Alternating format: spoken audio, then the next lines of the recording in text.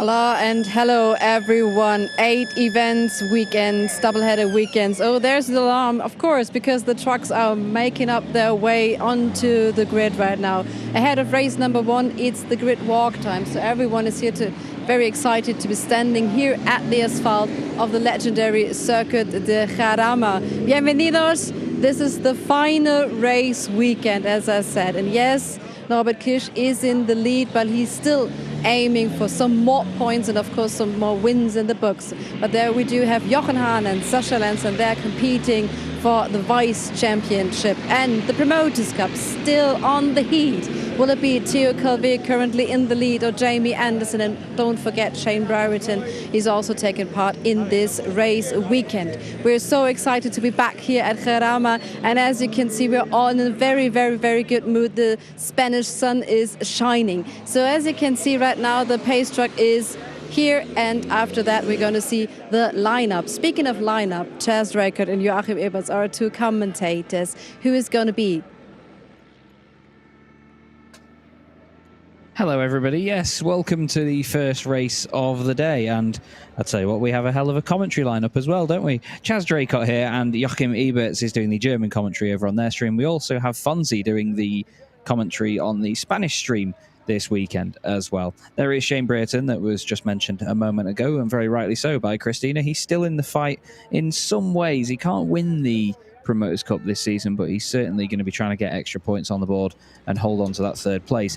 The only problem for Shane is that engine problem that we saw him have earlier on in the season has effectively gotten worse, apparently. I was just speaking to some of his team before, saying that they've got more and more issues, unfortunately, with that same problem. Here is the circuit that they will do battle on for this weekend, Jarama. It is an amazing circuit, one of my absolute favourites. Really old school track that hasn't lost its character over the time, despite numerous updates and different changes to make it safer, and a much more modern circuit here just north of Madrid. It's a hell of a place to be. Fantastic Spanish sunshine as well, but a lot of challenging corners here, like Le Mans, Farina, Peggio at the bottom of the hill as well, which is the Bugatti S's.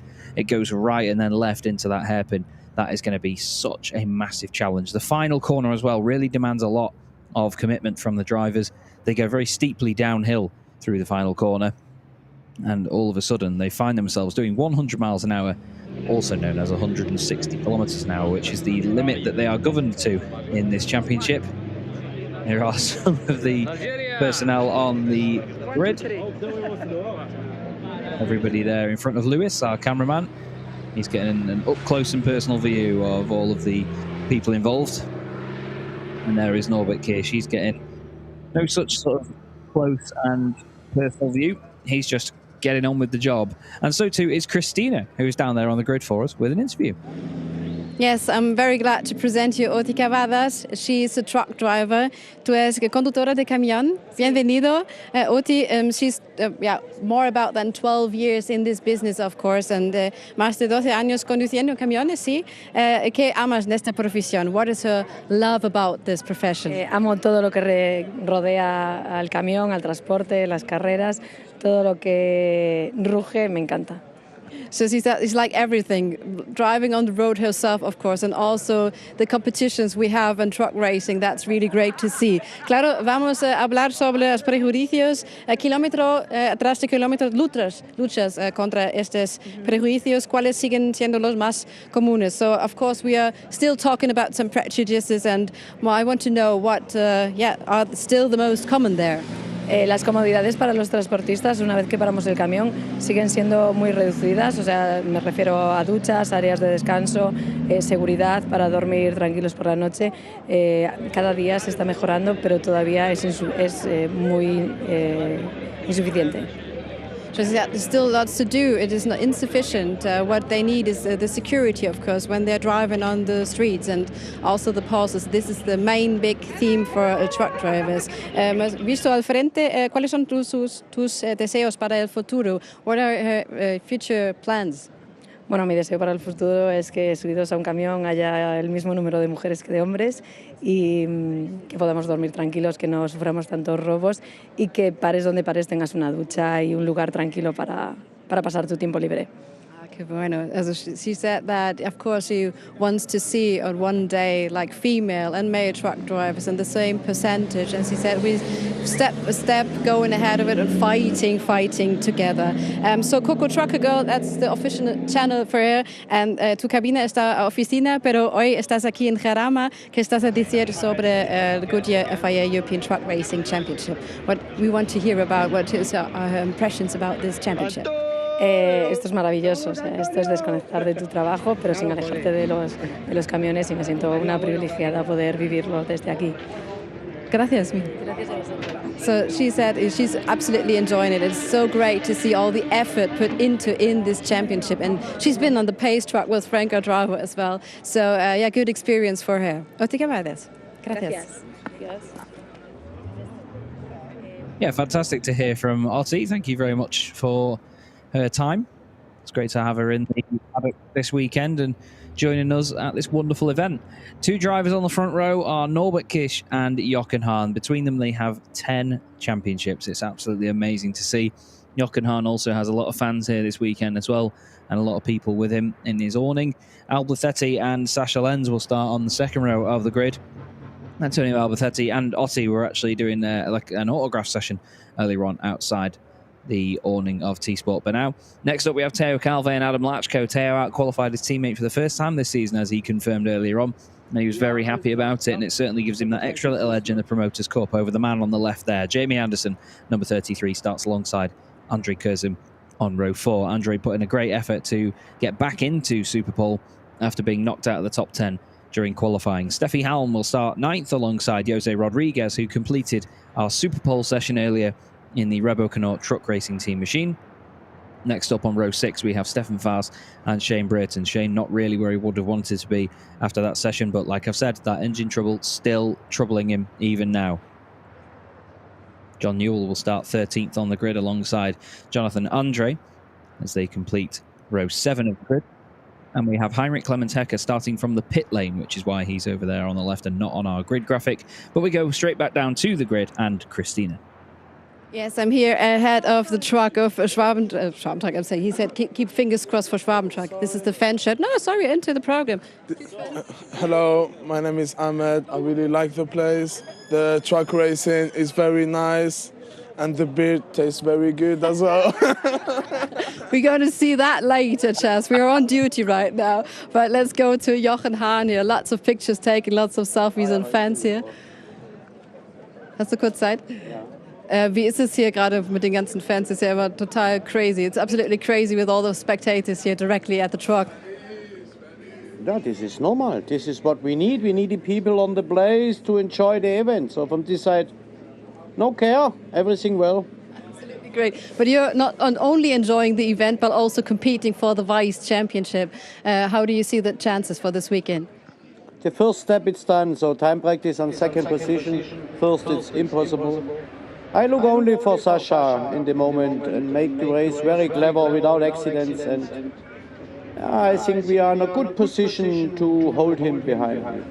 First corner is the right corner, so Norbert Kirsch might be in the lead. Do you just let him pass and, as you said, just focus on Sasha Lenz? Did I get you right there? I think better is I overtake him on the start and hold him and look to a victory, but we will see. You know, first corner it's every time a little bit crazy, and you can only lose there, not win. I hope we do win with this program. Thank you very much, Jochen Hahn. Yeah, always lovely to hear from Jochen, and a very passionate fan there indeed. Yes, as he said, it does taste very good here. And yes, there is Heinrich Clemens Hecker starting in the pit lane for this race. I did try and find out why, but I don't think it's a technical issue or anything with the truck. Didn't really get any solid answers on it, unfortunately. It's just a decision that he's made for this race, maybe to avoid any potential incident at the opening part of the circuit, because as you all know, we go here into basically what is a hairpin for turn 1 at Jarama. The trucks have to brake as late as they dare, going slightly left through what is known as Nuvolari and then into Fangio, the first hairpin on the circuit. Selfies and pictures being taken all over the grid, as Christina rightly pointed out before, and I believe she is about to join Sasha Lenz on the second row of the grid. Are we already on? Yes. No. Ah, yes, we are on. Sorry, we needed to get the net away. We're here with Sascha Lenz, and since we heard Jochen Hahn, he's also competing for the Vice Championship. So very important races ahead of us this race weekend. How do you get into them? Yeah, my qualifying or my Super Pole lap was not the best. Jochen stand in the front for me, but for sure it's a really important race. But we have a 3 on this weekend. It's in only 12 points, so I don't know what we have or what it's coming. So I'm relaxed. I will make a good race, and then we see later what is the position. So yeah, I hope we can overtake him, but when not, it's not. So should be fine. Do you see a little bit more tension in your team because it's the final race weekend and everybody was looking forward to it? Yeah, the team and I are really happy. We have a good season this year. We have more points with last year. So we make a good step and more on the front. Okay, we're only P3, but it's only, yeah. We fight here for all all guys and champions, so I'm not the champion. So for sure it's a good weekend or a good season for us. Absolutely. Thank you very much, Sascha Lenz. And P3, that means in Olympic playing, it's bronze. So it ain't too bad. But of course, he's competitive enough to be aiming for more. Yes, definitely. Silver is what is on the mind of Sascha Lenz. We also just had a quick view there of Fleischi, one of the guys from the wonderful Vega Solutions that do with all of our incredible broadcasting. And they spoil me absolutely rotten with how much they look after me. And Fleischi is one of their guys that is one of the technicians that sorts out all the cameras and so on. And I never see him standing still other than when he might have a beer in his hand. But he's a fantastic bloke, he's Fleischi. Very enthusiastic, very funny guy. And the whole team just really gels well together. And you could see him there just activating the onboard cameras in the front of Sascha Lenz's machine. Here is the onboard camera from Jamie Anderson. We also get a look inside the cab as well. You can see Jamie preparing ahead of the race. Window net is up. And it is the only right-hand drive truck in the field, at number 33, MAN. Okay. So Jamie has a bit of an advantage in certain places and a bit of a disadvantage in others where he can get a little bit more accurately close to some of the penalty markers. There's another onboard camera, Antonio Albatetti's truck, as everybody takes pictures in front. He's got a lot of sponsors and a lot of fans here this weekend. You can see Otti there as well, greeting all of the wonderful people around them. And we go back to Christina because she's now having a chat with Adam Lachko on the third row of the grid. Yes, absolutely. There's a bottle here at the basement, but I think it will be all right, taken out soon. Last race weekend, you're behind top 3, but still competing so much. TKV told us that you're aiming, of course, for some more points. It is. How excited are you ahead of race number 1? Yeah, I would like to take a lot of points, but Sascha and Jochen is in front of me. And on the race, I must go in front of guys and take his points. And when it's possible, we will see in the race. Okay, so lots of points were taken. What is special about this track for you? I like it here because it's very nice old circuit. It's up and down, uphill, downhill. It's very nice, very fast corner, and it's a lot of spectators. I every time I like the circuit here. We do too. Shall we take out that bottle, or does it will it be here inside, or shall we take it out? No, it's okay. We leave it. All right. Does make maybe a bit sound while he's driving, Chaz, but it's just water. It's just water. Yeah, whatever you say. But it's always good to hear from Adam Lachko, and you know he's still in a positive mood at least ahead of this race and to try and get points off the guys ahead of him.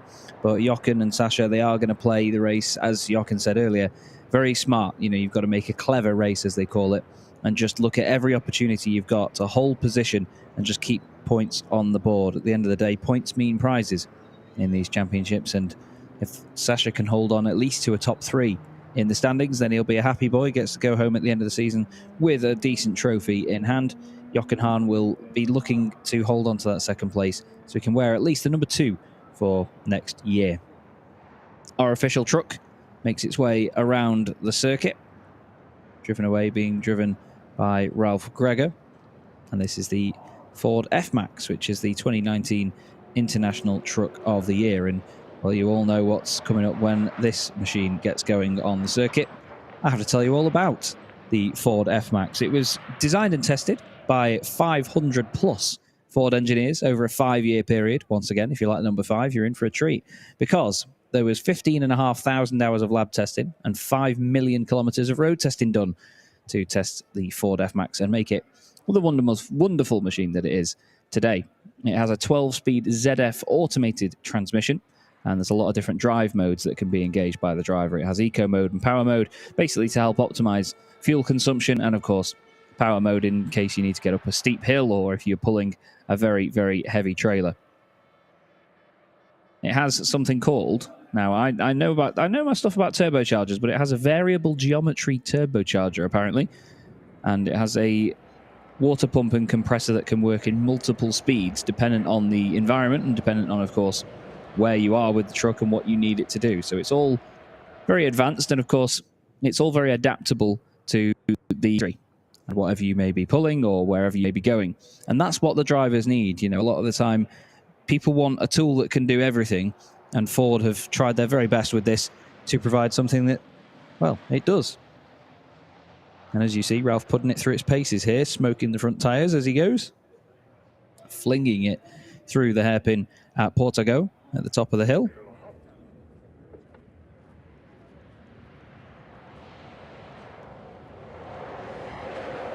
And he's now flying back down towards Bugatti at the bottom.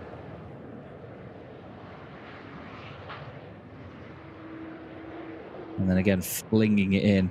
Brilliant to see.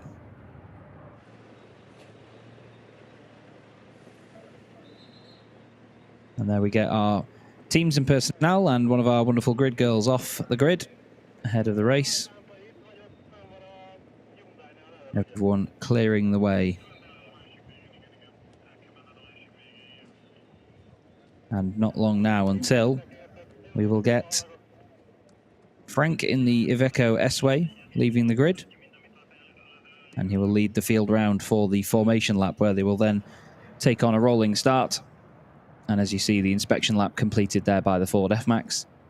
Any moment now, I'll see the cab make its way past my window.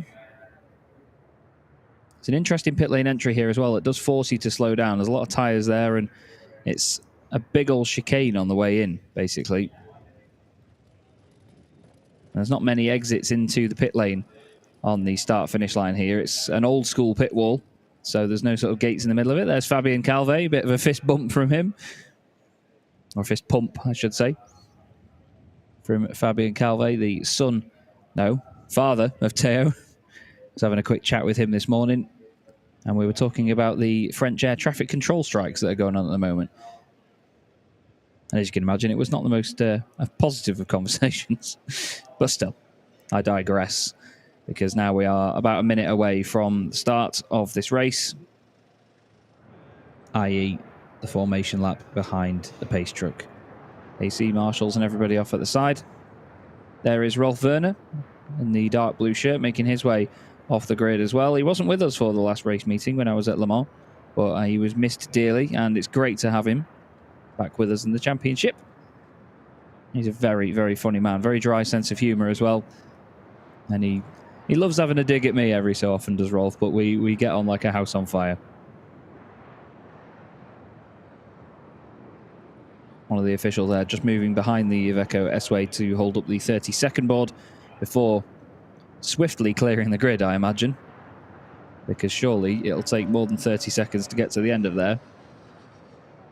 Because they have to go all the way around the pit wall.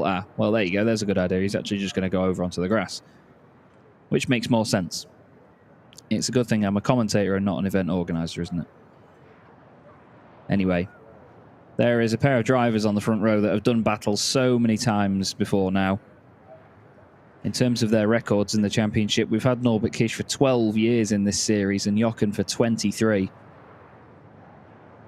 And between them, as I keep mentioning, and you're probably sick of by now, they have 10 championship titles between them. Jochen won it in 2011, 12 and 13. Then Norbert Kish won it in 2014 and 2015.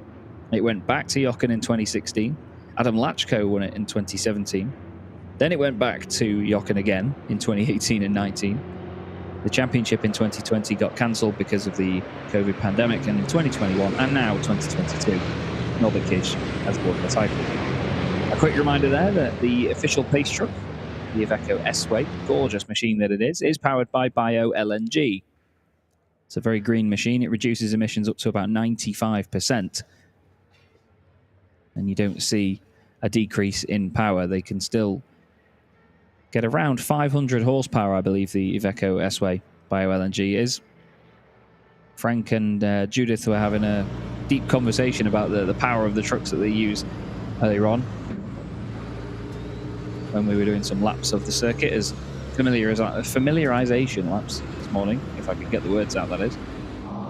Now on board here with Jamie Anderson, or we were, you could see that there were the two Bagheera ZM Racing Freightliners on the third row of the grid. Those two will be working together, I'm sure, over the course of this race, but they both have their own championships to fight for, you see. Lachko wants to really try and get third in the standings outright, and Teo needs to hold on to his lead in the Promoters' Cup.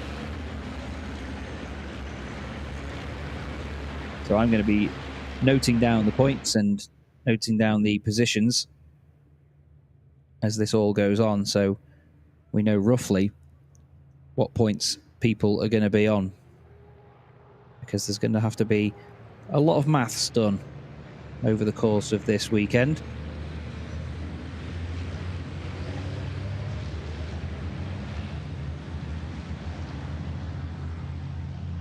And Jamie Anderson and Teo Calve will be maybe feeling a bit nervous ahead of this first race.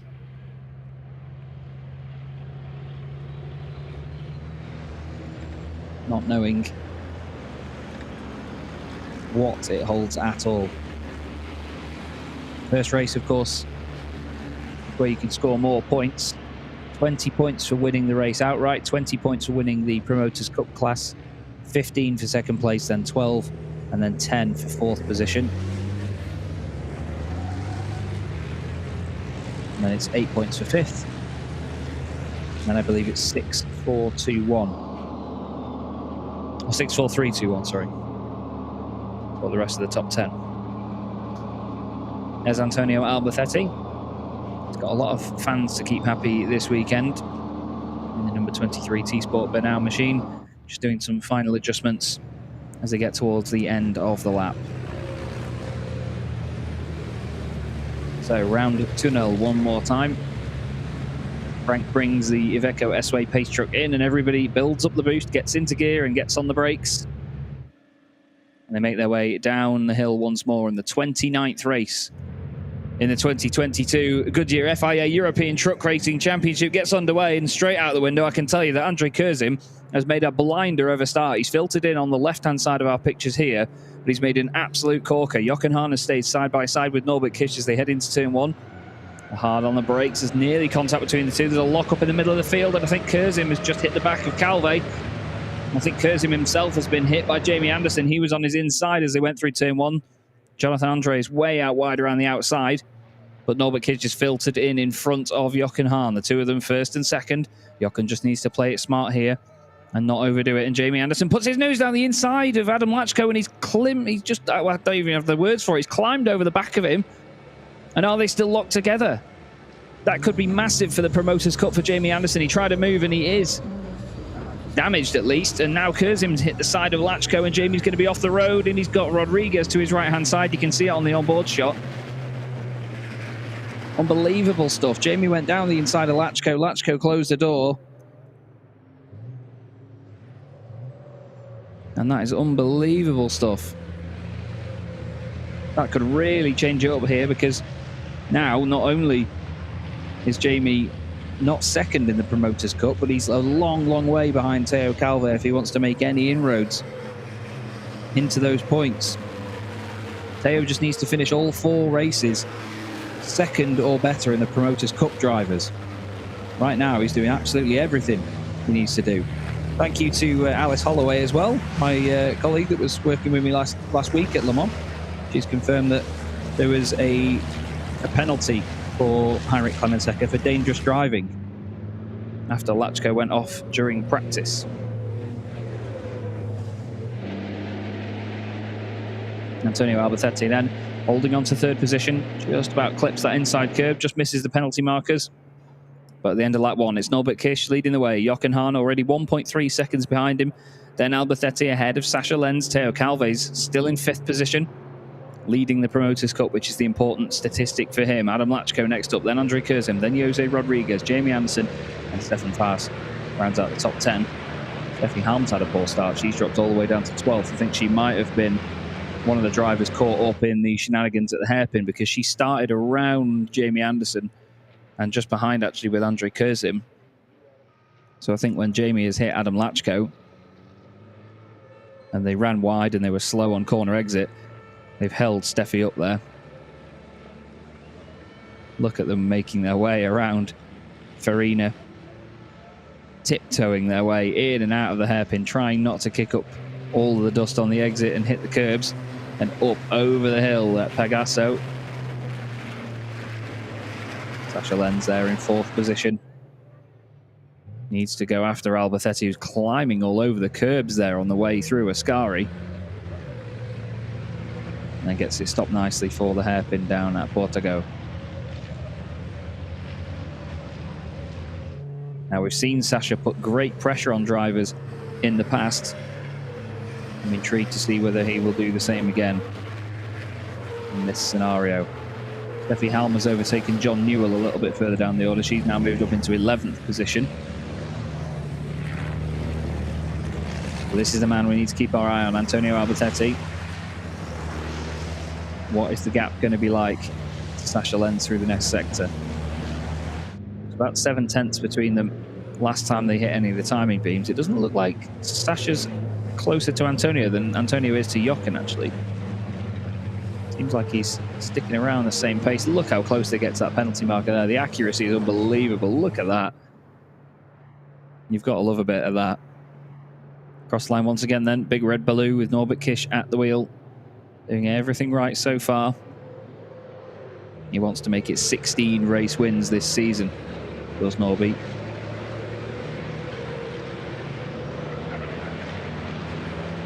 At least 16 anyway, I should say, with races 1 and 3.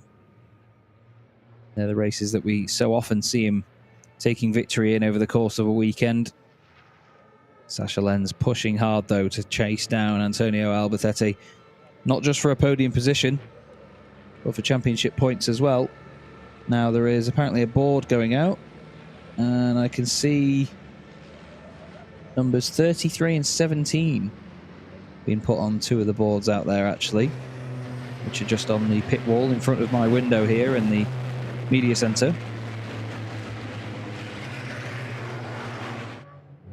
As Antonio again climbing over that curb, dust being thrown up everywhere.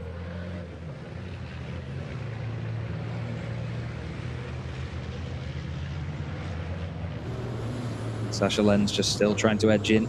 And now this is Jamie Anderson on the back of Jose Rodriguez, right up with him now. This is the battle for what is going to be 8th position, and down the inside goes Jamie. There was a little bit of a touch, but I don't think that was enough to send Jose off. I think he was just late on the brakes. But we'll have to wait and see if the stewards think anything else of that. But Jamie, of course, now fired up to push on as quickly as possible. Bit of understeer through the left-hander, you can really feel it. Then hard on the brakes into Mercedes de Bugatti. Look at how steep uphill it is there. It's amazing when you see it from inside the circuit itself, from the infield and the paddock. It's remarkable. Cross line again, then comes Norbert Kish. He's just gone flying past my commentary box, followed by Jochen Hahn. Gap is now 3 seconds. Albatetti holds on to 3rd. He's actually got about a second between himself and Sasha Lenz as Stefan Faas destroys the penalty marker on the final corner. Oh, and it gets flung across the road as well. They've got a hard job, those penalty markers. And you can see there's a number of trucks with bits missing and damage, especially Jamie's front right there. That's what got caught on Adam Lachko's left rear.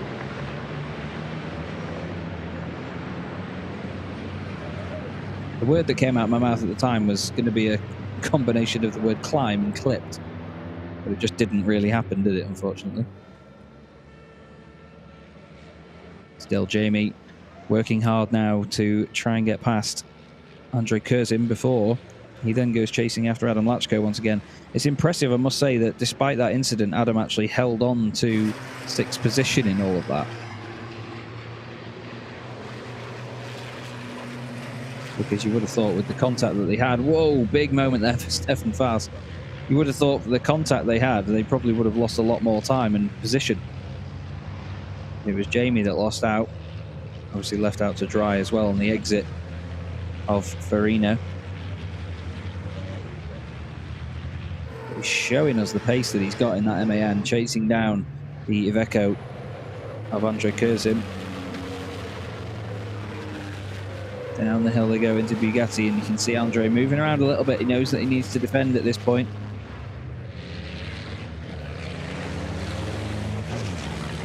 Again, as they come out of the slow left-hander and climb up the hill towards Monza. See Jamie just sticking with him. Nice and tidy on the power.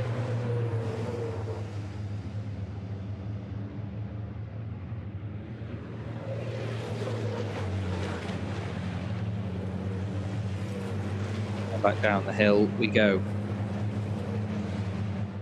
It's incredible the speeds and how quickly they accelerate down there. Because of course they are governed to 100 miles an hour, 160 Ks, and they get there very, very quickly indeed. So they need to be careful not to exceed that at any point of the race. Jamie now onto the brakes into Fangio, chasing down Andre Kurzim. I've watched some of the practice sessions and qualifying in the other series, at least over the course of the weekend, from just on the exit of there on the infield, and it's amazing watching them accelerate so quickly out of there. Andre's having to work hard here though to keep Jamie behind now. He's feeling the pressure. But this is important because Jamie Anderson, if he finishes the race here, would be on pole position for race 2. He needs to at least try and stick around this position if he wants to put race 2 in his mind. But obviously you score less points for race 2. You only get 10 for winning, and then it's 9, 8, 7, 6, 5, 4, 3, 2, 1 throughout the top 10, as opposed to the 20 you get for races 1 and 3, followed by 15, 12, 10, 8, 6, 4, 3, 2, 1. So Jamie pushing on now. Andre doing a great job of defending at the moment. He's just put the truck exactly where it needs to be at all times. It's a very stop-start circuit in places, so theoretically, if Jamie was to throw it up the inside or make any sort of advancements, he would compromise the pair of them on corner exit. We've got boards going out for trucks 33 and 24 as well. Again, that is Jamie Anderson and Stefan Faas. There's Teo Calve behind his teammate Adam Lachko now. Lachko got ahead last time round. I'm not sure if that's for the overall championship, because at the end of the day, they've got a good old gap behind now to Jamie and Andre. Either that or whether Teo made a mistake, I'm not sure. I'll have to have a look at the timing and see if there's anything obvious, but I'd imagine that it's extra points overall if Adam finishes ahead of Teo, and Teo doesn't lose any points in the Promoters' Cup, so it would make sense. Looking at the sector times, yeah, Teo was a second slower in the middle sector, so I'm wondering whether he has just let his teammate past, because it probably would have been a lot more than that if it was a major mistake from the young Frenchman. But they both make their way out of Farina. Up over the hill, you can see trucks going into Le Mans from there. You just see them at the top of the shot as they came up over the hill. I believe it was Jonathan Andre and Heinrich Clemens Hecker that we both saw make their way in. Steffi Halmer's made it up into the top 10 now ahead of Stefan Faas, so she continues to climb back up the order after having a poor start, getting caught up in all these shenanigans. We're at the halfway point of the race. This is lap 6 out of 12. The timer in the top left, or the counter in the top left, tells you how many laps have been completed, basically, as opposed to which lap we're on. But Norbert Kish, out of Monza once again, is about to engage in the second half of this race. Now, Jochen Hahn and Antonio Albatetti were very close together for second position compared to how it was before. You can see, look, Antonio moves out to the right-hand side. He's been coming here a long time as Antonio, so he certainly knows the place by now. Maybe some of that extra circuit knowledge and slight idea of home advantage is helping him out. We've still got Sasha Lenz lurking in fourth place. Sasha will really want Antonio to overtake Jochen here because it will take 3 more points away from him. Instead of giving Jochen 15 points, third place would give him 12. And that would mean that Sasha doesn't gain as many on him. Look at this now. Antonio really getting up close and personal with the back of that Iveco, and you can hear the fans sounding the horns and cheering him on. And I imagine Sasha's probably got the air horn going as well, saying, go on, Antonio, get him.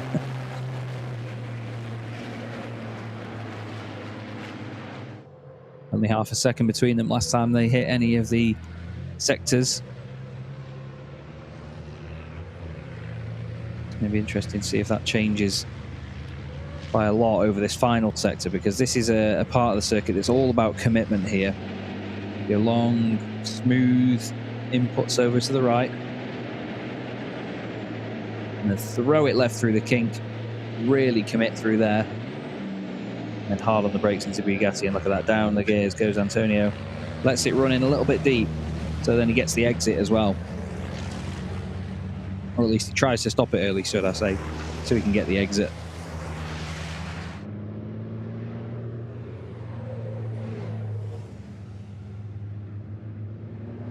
And as they come out of Monza and through tunnel once more, Jochen Hahn holds the advantage for now. Sasha Lenz seemingly dropping back a little bit. All of them dropping back from that man there. Norbert Kish continues to lead this race dominantly. It's almost just become normal procedure for him now. Now here comes the accordion effect as they both slam on the brakes into Fangio after the little left kink there at Nuvolari. And Jamie Anderson still behind Andre Curzon. We still can't get through. Andre doing an amazing job at holding him back. Jamie is working so hard. Then we've got Jose Rodriguez, Steffi Halm, and that's Stefan Fast behind. 3 of them closer and closer together as time goes on. Jose runs a little bit deep out of the first corner, out of Fangio. Now to go hard on the brakes. After the right kink at Varzi, they go hard on the brakes into Le Mans. Steffi, you can see there, takes a later turn in to get a tighter exit and a more straight line exit. But it's not really leading into anywhere where you can build up a lot of speed. So Jose holds on for now as Andre Curzon takes a trip through the gravel. And has that opened the door for Jamie Anderson? Can Jamie make it through? We might just see them ahead of us. And no, he's not. So it seems like Andre didn't lose much from that one. There was a definite excursion there, if we can get the word out.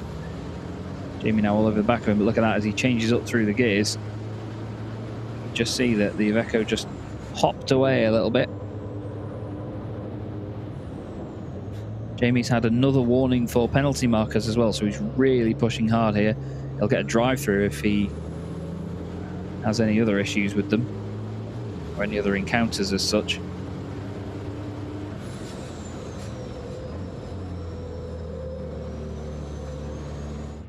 But he's all over the back of Andre Curzon. Andre moves over to the right to try and defend. That'll at least give him the inside line going into turn 1.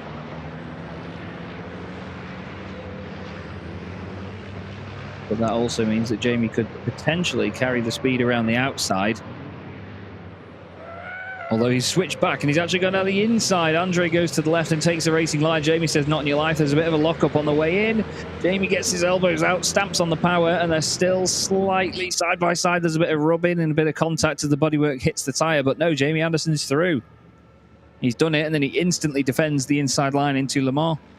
Andre Kurzim gets alongside around the outside. Might have been an extra bit of a touch there, but this is very close, feisty racing. Andre then throws it back up the inside, tries to go later on the brakes, but no. Jamie puts it where he needs to. Now Jose Rodriguez suddenly is all over the back of the pair of them. They're still side by side on the exit before they go left at Pegaso. And now it's become a 5-truck train, this one.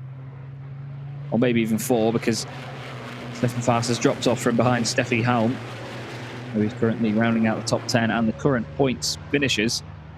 Jamie crawling the truck over that curb. Dust everywhere, bouncing its way into shot. Smoke coming off that front left tyre. I'm wondering whether that's rubbing against the bodywork or something, or whether that's just pure oversteer or understeer as such. But the battle finally comes to a head and Jamie gets in front for now. Back down the hill again. You can see the back end just trying to step out slightly as they get on the brakes there. Depending on how they run the brake bias, it can really go one way or the other, these machines. Apparently Shane Brayton has had a warning for penalty markers as well, so the British drivers are certainly taking liberties with them. All of a sudden, Andre Kurzim finds himself under pressure from Jose Rodriguez. Now Jose trying to eye up an attack. Just needs to be careful about Steffi Halm behind. Steffi goes over to the right-hand side of the circuit, tries to get a bit of clean air. With everything they're doing, they're just throwing bodywork at each other. Andre Kurzim's fiberglass on the front and his headlight sticker is wobbling around, but it doesn't seem to be affecting it too badly. As whoa, Steffi's gone down the inside, or what would be the outside of Jose Rodriguez. Makes a little bit of contact on the way into the corner. The two of them just sort of bounce around a little bit. Doesn't seem to upset their progress too much. Then we get Shane Brayton and John Newell there, and then you've got Jonathan Andre and Heinrich Clemens Hecker rounding out the field.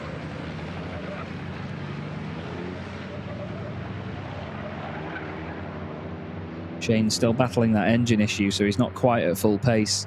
And it's a shame because he's the outgoing Promoters Cup champion.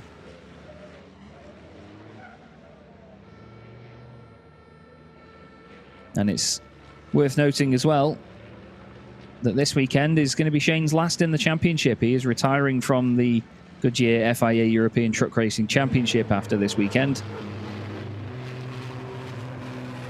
And big purple Apollo tyres, MAN, may just change hands. It may not be back. We may have to wait and see on that. But it'll be certainly a big shame to lose Shane from the paddock. He's a great guy. I'm not just saying that because he's a British driver either. You all know that I'm friends with everyone in this paddock, but Shane really is a top bloke. He loves his racing and he loves it for the right reasons as well. Now here is Antonio Albatetti all over the back of Jochen Hahn. You can see mid-corner he seems to be able to carry a bit more speed there. Moves over to the right-hand side to make sure he's getting as cool air as possible into his truck from the right. Now we are on the penultimate lap of the race here, and if Antonio is going to make a move, he needs to get it done very, very soon. Jochen Hahn will be quite happy because he's still going to extend his championship lead over Sascha Lenz. That is for second place anyway. It's not really the lead of the championship, it's just a gap. But still, a points gap is always a good one, I guess, so long as you're the person that's above. I'm digging myself in a hole here, aren't I? Antonio Albatetti, though, closes up on the brakes each time. You get this natural accordion effect with motorsport, where when you all get on the brakes, everybody gets closer and closer together. As we have our wonderful views on board Antonio's machine. Thanks, as always, to Sensata Smart Witness for their cameras, which are used for any judicial reviews for the stewards and officials. Gives everybody a driver's eye view of what goes on, and you can see the driver's inputs as well, so it helps make stewards' decisions a lot easier. And they're also very, very supportive of the championship and great people to be around as well. They have a wonderful team of people that come to all of the events, and we always have a good laugh. So, good equipment and good people. What more could you want? Well, I'm sure Antonio Albatetti would want second place right now and take that away from Jochen Hahn, especially in front of his home crowd here. As Jochen goes in a little bit deep into Bugatti, you could see that he sort of straight-lined it, and then when he snatched a brake again on the inside, the back end of the truck kicked away. And that is what Antonio wants to see. He wants to know that he's got him rattled, and look at the focus on his eyes. He's really determined to get past his old mate and his old adversary, Jochen Hahn. The two of them, between them, have had 48 years in this championship. Jochen's been doing this for 23 years. Antonio's been doing it for 25, even with a year off. He's a triple champion as well, is Antonio. He won it in 2005, 6 and 10. And he remains to be a legend in Spanish motorsport. And this man's writing himself into the books as a racing legend in truck racing, isn't he? Norbert Kish carries on leading this race. He's led every single moment of it. He was fastest in practice 1, fastest in practice 2. He was fastest in qualifying and then super pole by nearly a second every time. And it just looks easy, doesn't it, for a Reveche Racing team. It's a nice clean run to the flag, and it's a very clean run indeed because of all the HVO diesel that our trucks run on. It's 100% renewable. Did you know that by now? I apologise to any regulars on the stream, but of course, it's all about sustainability in this championship, and we want to make sure that motorsport like this can carry on for as long as we know. And finding more and more sustainable methods for keeping the racing clean and not harmful to the environment is all part of that big roadmap. But Norbert Kish makes his way out of Portago, and then the camera quickly adjusts to the battle behind, which is Jochen Hahn and Antonio Albatetti. Into Bugatti comes reigning champion and newly crowned 4-time champion Norbert Kish. The second time that he's done 2 on the bounce, as Antonio certainly hoping that he doesn't bounce off the back of Jochen Hahn's Iveco. See that the way the camera is leaning into the corner there. Now it levels back out again, but look at this from Antonio. So much pressure as they go into Monza. He's going to focus on getting a good run on the exit, but Jochen has parked it where he needs to, and Norbert Kish has put the truck where he needs to as well, and that is at the very front of the field throughout the entire race. Norbert Kish wins the first race of the weekend at Jarama. Jochen Hahn is going to take second position. Antonio Albatetti gets a podium in the first race of the weekend. Great battling throughout by each of them. Great entertainment. And then behind as well, Sasha Lenz was not too far ahead of Adam Lachko. You know, there was only about 0.2 of a second between the two of them, but importantly behind them, Teo Calve takes a win in the Promoters Cup. And plenty of other battles completed across the line. Jamie Anderson and Andre Kurzim next up, then Steffi Halm and Jose Rodriguez. But it was really important for Jamie Anderson that he finished where he did. He's second in the Promoters Cup in that race. However, that means Teo now opens the championship gap by 5 points more, giving him a 20-point advantage at this point. At this point, get it? No pun intended. Norbert Kish does some drifting for the fans. And in the battle for second place in the overall championship, Jochen Hahn scores 15 points, which puts him on 285. And for fourth place, Sasha Lenz will just score 10, so that puts him on 268. So the gap now between those two has gone up to 17 points. The gap between Jamie Anderson and Teo Calve, as mentioned, is now 20 for the Promoters Cup. Very, very close, though, between all those guys, and it's fantastic entertainment all the same. There's still a good 40 points available on the board as a maximum score for this weekend. As long as the gaps aren't that big, there are still those positions to fight for in the championship. The team's championship was wrapped up at Le Mans, by the way.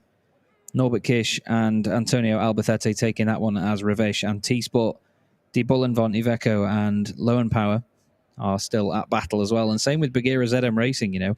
All three teams are right together in terms of the points. But Norbert Kish, he's just on another level still, isn't he? That's his 15th race win of the season. 20 podiums from 29 races. We're 32 races in the season. There's only been 9 occasions where Norbert Kish has not finished in the top 3. Antonio will be happy with that, though. He gets to stand on the podium in front of his fans. He gives them a beep of the horn as well. Great stuff. He's a very popular character, is Antonio, and rightly so. He's a lovely bloke.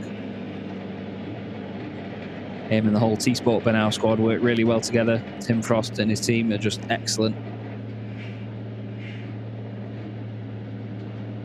It's always a pleasure to see them.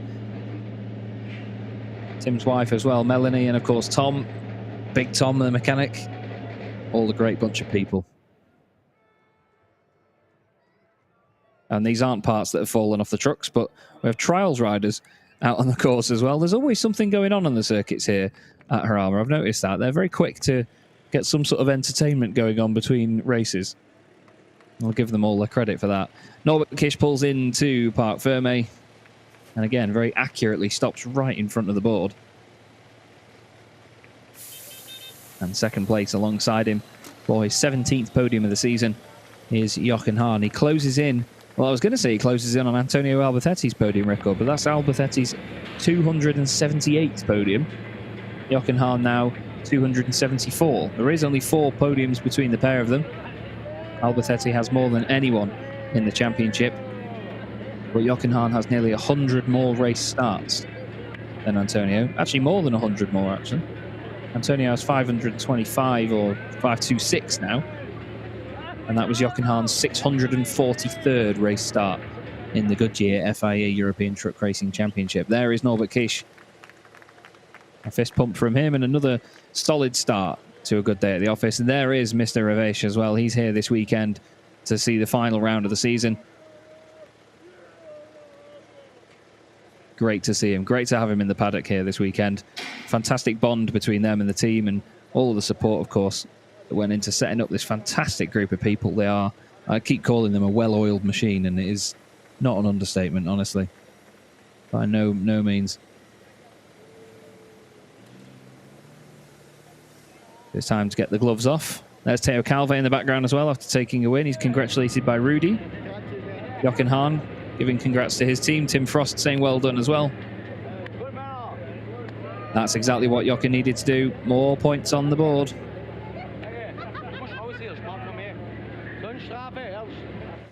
17 points the gap between the two of them.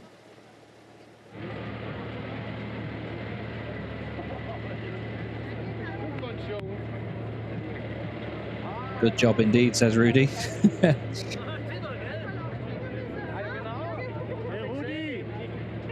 Apparently, Jamie's got an issue with his gearbox, I've been told. Thank you to Barbara for the information. Well, apparently, Jamie Anderson's truck has had to go straight into the paddock. And straight into the paddock, or at least Parc Ferme, is Christina, who's going to have a chat with Norbert Kish, race winner. Yes, we're here at the Parc Ferme. Norbert Kish, congrats to Antonio Albatetti.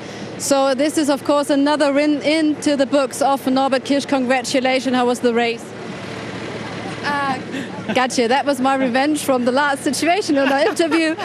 Yes, did it. So, a little insider between us. So, honestly, great performance today. Your race from the start, as you said, but of course, you need to look out on the left-hand side. What was going on? How did you manage to pass through?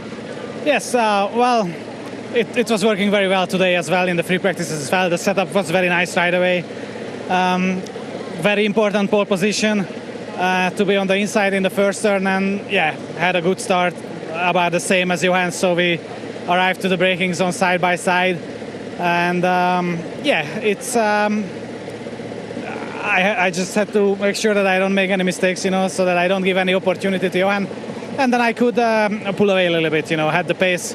I think we had a little bit of a better tire usage again this weekend. So yeah, very happy, very proud of the team, of Race Racing and all the members of our team, because, you know, even though we already win the championship in Le Mans, we still don't stop, and we still take it very seriously. We prepared for this race like we prepared for every other race, and I am really happy that we could bring this very good result, you know, because our team owner, Mr. Reves, and his wife is here.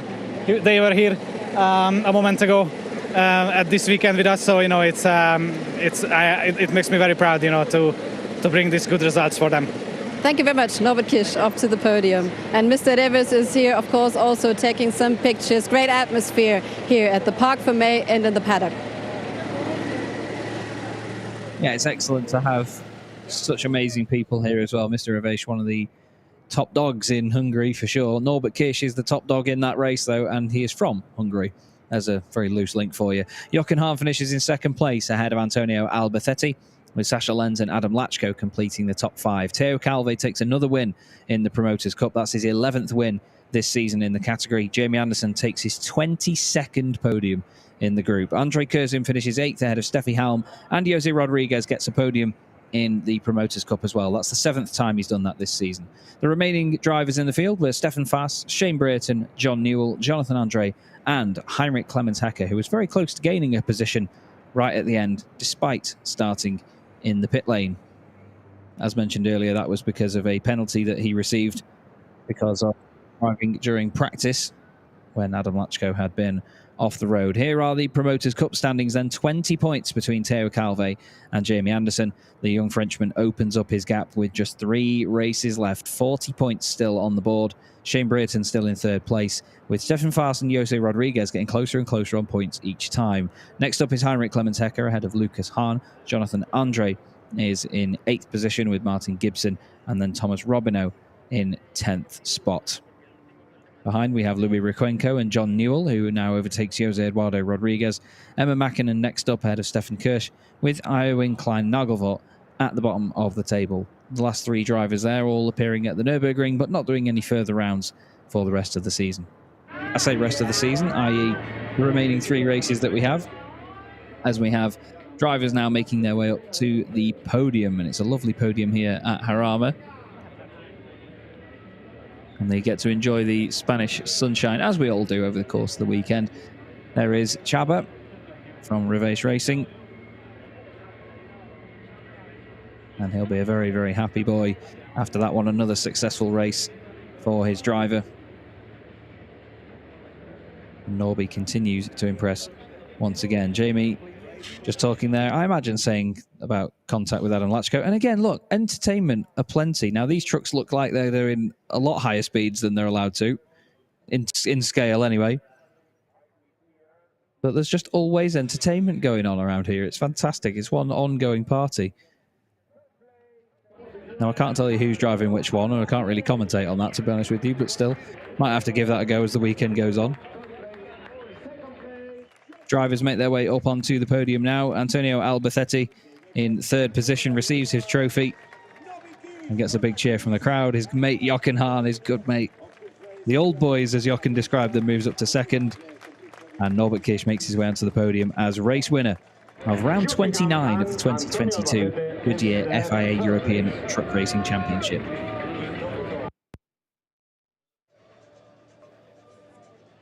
Trophies awarded very, very quickly.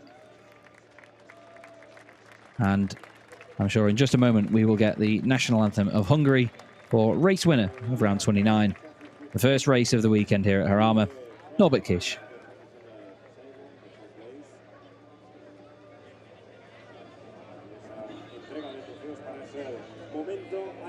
I believe we might at some point soon.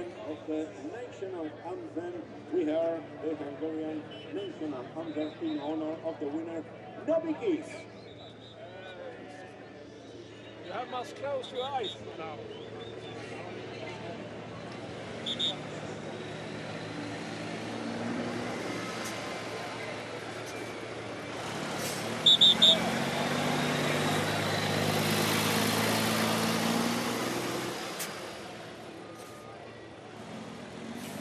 I don't actually think we are getting the national anthem, really. I can't hear it playing if it is. But either way, Antonio and Norby discussing the race and whatever went on. Either that or Antonio's calling him names. They all have a fantastic amount of camaraderie between them anyway, to be fair. And a great respect between all 3 drivers. In fact, that podium you see there is 13 championships combined. All within the last 20 years as well. A remarkable trio of drivers, to be honest with you. And they will now get together on the top step of the podium for some pictures to be taken. And then, of course, it'll be time for some champagne. Now, I don't imagine that we're going to see either of them get soaked at this point, but maybe those people up on the roof are in a prime position to get drenched if the drivers pick up on it. Now, there's a man in prime position to get drenched. Lewis, our cameraman on the right-hand side. And here we are on board with Lewis Cam. And I'm going to start calling it. You get a lovely view there of the paddock, and there you can see just how steep that hill is up underneath the Dunlop Bridge as they exit Pegaso.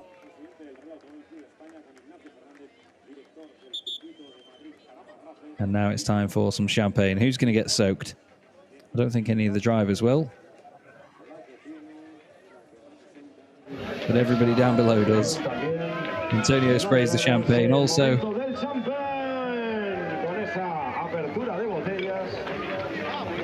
And cheers all round for three of the very finest drivers we've ever had in this championship. A very popular podium indeed. Jochen Hahn with 6 championships, Norbert Kish with 4, and Antonio Albatetti with 3. Antonio has previously raced in Spanish Formula Renault. He's won that. He's won the Spanish Touring Car Championship in the 90s. He's been a factory driver for 3 different manufacturers during the 90s in CET, which is basically the Spanish Touring Car Championship. He drove for BMW and Opel in those years. And there's not many vehicles or categories of vehicle that Antonio has not raced in. You can see Jochen still having a joke with everybody back there. A big handshake from Lewis to Jamie Anderson. I'm going to run. He's telling Lewis you're going to get it, as in he's going to get absolutely soaked. 3rd place in the Promoters' Cup in this race. Jose Rodriguez makes his way out to the podium. Jamie Anderson, I'm sure, hoping to keep his promise to Lewis that he will drench him, gets 2nd position after a very lively race. Contact with Adam Lachko early on, put him further down, and he had to make his way back up. But a man that has just made his job a little bit easier in the Cup this weekend. Teo Calve takes another win in the category and some more solid points.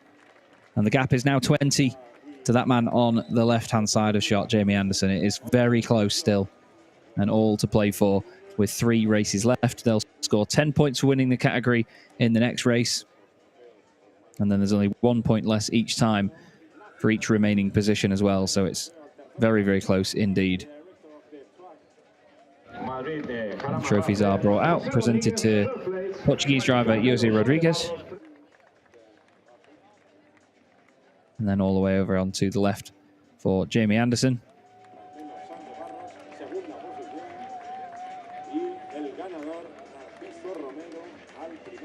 And congratulations to all 3 of them. Teo Calve now receiving his trophy on the middle step and the top step of the podium. As mentioned, that's his 11th win of the season in the Promoters' Cup. Him and Jamie both on 11 race wins each now. Out of the 29 races we've had so far, 5 of them won in the category by Shane Brereton, 1 by Stefan Faas, and 1 by Lucas Hahn.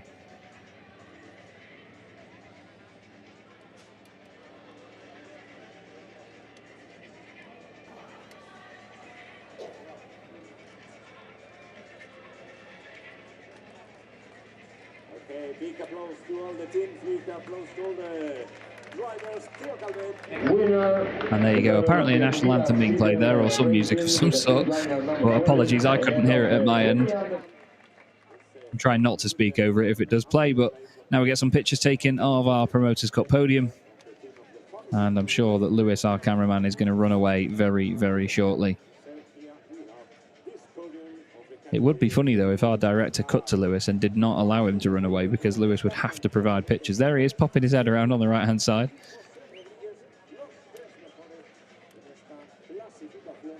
I'm not quite sure what the drivers are discussing. Here we are on board with Lewis now. He's too scared to get around the corner. They're getting pictures on the top step now, actually. There we go. And I believe they're going to change the caps at least, or by the look of it, Jose Rodriguez, the only one with a different hat up there. And now it's time for champagne. Jamie instantly looking over at Lewis. Teo is probably going to get in on this as well. Let's see what happens, shall we? Now, Jose is in the firing line if he does get in the way. And it all gets sprayed down onto people in the paddock and in the pit lane. Not the pit lane, sorry, into Parc Fermé. Now, Jamie didn't fulfill his promise there, so I'm imagining if he does get back on the podium later on, that's when Lewis is going to get really drenched. And the cheers all round to the guys. Lovely stuff. And again, very deserving points finishers, podium finishers, and drivers that are fighting for the championship. It's all going to be very, very exciting as the weekend progresses. There's the overall picture. Norbert Kish, of course, miles out in front, ahead of Jochen Hahn on 285 points now to the 268 of Sascha Lenz. Adam Lachko right up there all of a sudden by the look of it. It looks a lot more impressive now, doesn't it? 234 points to him. Not too far back, actually, from Sascha Lenz. Antonio Albatetti fifth ahead of Anderson, Halm, Calve, Kurzim and Shane Brereton. A lot of those drivers all seemingly safe at the moment in the overall standings. Lucas Hahn ahead of Stefan Faas, 38 to 33. Then it's Jose Rodriguez, Anthony Janiek still up there on the board in 14th. René Reiner, Heinrich Clemens-Hecker, Martin Gibson and Thomas Robineau completing the field. And we go straight back down to the Parc Fermé area, or paddock at least, because Christina has our championship leader in the Promoters' Cup, Theo Calve. Yes, and our cameraman Luis needs to sort up some bicycles, but Theo Calve is a Promoters' Cup winner after race number 1. Congratulations, nice trophy in your hands. Yeah, thank you. It was a strange race because at the beginning there was big gap. I think there was a problem at the back, but then Adam came back and I didn't force the way for him, and he was much faster than me. I had a problem with tires, so I had to do like this, but there was big gap. I was secure. I finished 6th, so it's good points, and it's also 5 more points for the Promoters' Cup, so it's really important. Absolutely. We also noticed that there was one sector where you had maybe some problems. That's the answer for that. What exactly was there? Yeah, it was on the fast corners because the tires were dead, and fast corner you have less grip than normally. So of course I had to release a little bit to stay on track, because otherwise you go straight. But yeah, it was smart. I tried to do smart race. And it works, so it's perfect for the next one. I start 3rd, and also I think about the next one. Also 3 races left this weekend for the title? Yeah, of course. The title is closer and closer, but yeah, we keep head up, and we don't overdrive. That's also why I don't push too much, because I was secured, and yeah, I think it's really important to play smart. Good tactics. Thank you very much, Theo Calve. And we do directly speak to Antonio Albatetti. Antonio, thanks for waiting so long, but of course lots of fans very happy to see you here. First podium this weekend on your home ground, and there's a big smile. Why? Yeah, sure. Yeah. I mean, podium here at home is fantastic, you know. I mean, I think it was a good race. You know, I was fighting all the time with Jochen until the end. Tried for him to make any mistake, but I mean, it's difficult for sure.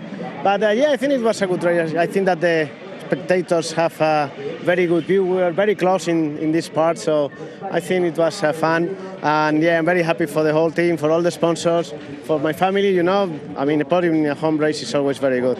Absolutely. Could you see a bit of the fans? We saw the pictures, the grandstands is full, and there is lots of camping going on. There's really great atmosphere. Yeah, I think it's a very good atmosphere, and I hope and I think that tomorrow will be more people, you know. I mean, the weather is fantastic. I think tomorrow we will have also good weather. So, yeah, I mean, fantastic. Very happy. It's getting hotter and hotter. Time management is one of those themes we talked about, but it went well. Yeah. But I think it's better like that, you know. I think more people will come. So, I mean, I maybe would like a little bit cooler, you know. It's better for our track, or maybe raining. But no, I mean, I prefer like this, you know, with all the people in the grandstands. Me too. Thank you very much, Antonio. Thank you very much. See you soon in race number 2. So we want to see first the highlights of this race number 1 at El Circuito de Jarama.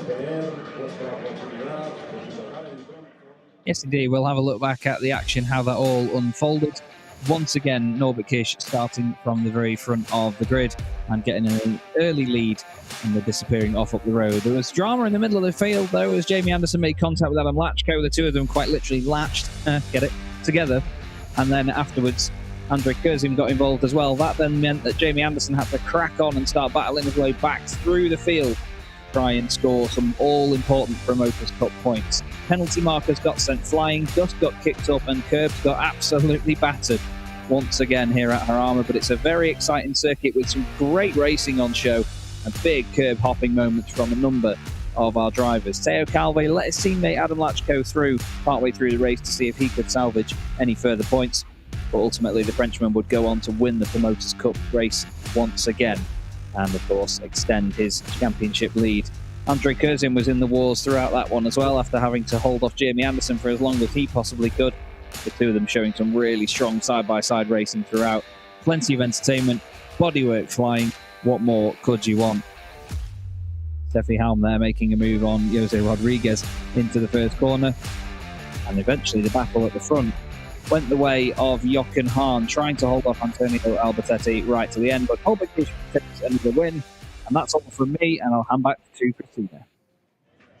Thank you very much. Due to 10 minutes delay, I need to do the math right now. We start our second live stream, third live stream today, but the second race at 5 o'clock and 20 minutes then. Ladies and gentlemen, it's a pure joy and absolute pleasure working under these conditions here at Jarama, I must admit.